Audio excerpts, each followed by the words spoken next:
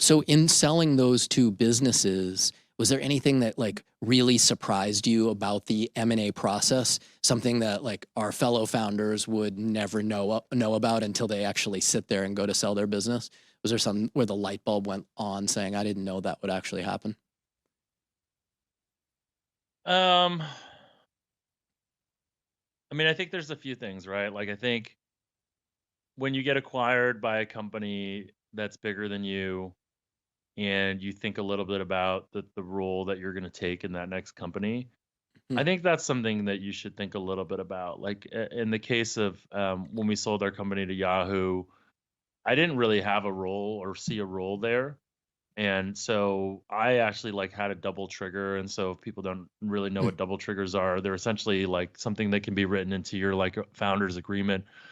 Um, and the two things, because it's double trigger, are change of control, so any sort of M&A event, and constructive termination. And so constructive termination essentially means that they can't give you the exact same job that you had at your company. And so constructive termination almost always can be, it's subjective, and usually it's I think the board that kind of makes this decision, but ultimately you can almost always say that there's constructive termination because they can't make you the CEO of that company or can't make you the whatever of that company. Right now, Yep.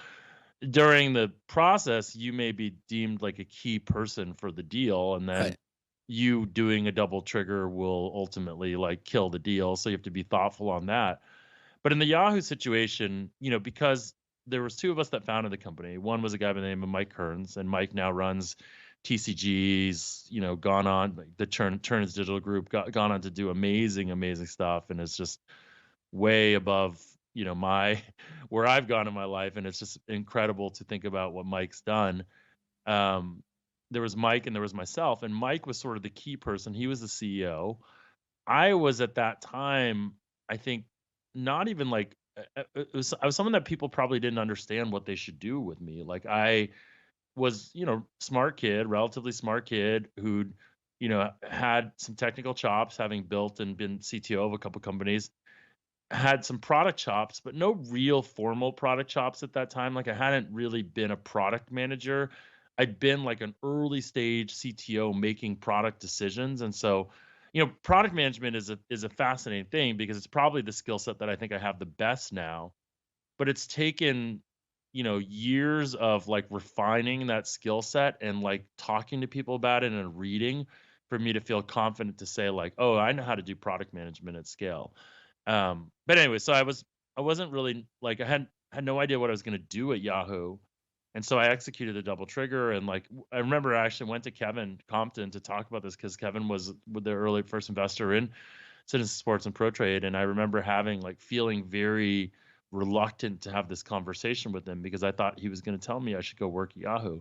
And he actually told me the opposite. He's Hmm. like, I don't think you really have anything to learn there.